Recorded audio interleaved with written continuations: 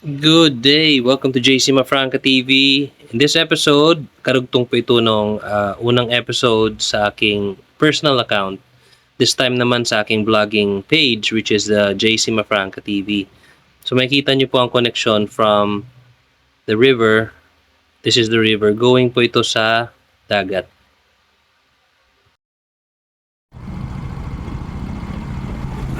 Si Kuya naglilinis pa rin, mga kaibigan. Naglilinis siya ng ilog. Itong ilog na to ay papunta ng dagat. Ayan. Tulungan po natin si Kuya. Huwag po tayong magkalat ng basura sa mga bahay-bahay natin. Please, parang awa niyo na. Ang mga isda ay pagkain natin. Lahat ng basura na kinakalat natin ay mapupunta lang sa dagat. Lalasunin ito ang dagat. Mamamatay yung mga isda. Ang pagkain natin. Makikita natin ang mga basura sa gilid po ng ilog. This is a brackish water where the river meets the ocean. So ito po galing sa mga basura sa mga bahay-bahay na nauna. On the left side, galing sa kung saan naglilinis si Kuya. So marami pong lumusot na mga basura sa area na to, ano? Ayan po, papunta na po siya ng dagat.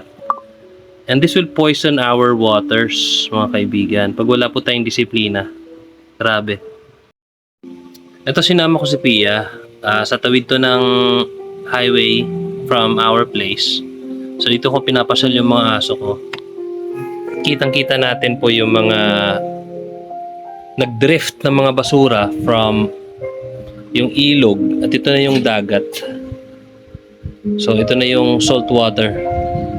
Ayan, dito sa may unahan na wash off na, paakyat yung mga basura papunta dun sa malapit na sa mga bahay. Ayan.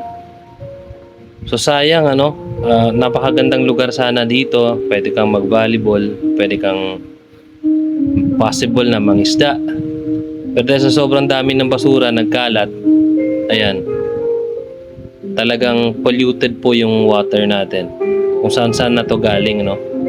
May mga empty bottles, may mga plastic, halo-halo na. Ayan, may fabric conditioner. Nakalungkot po. Ito yung sitwasyon ng ating dagat or beach dito lang to sa lugar namin.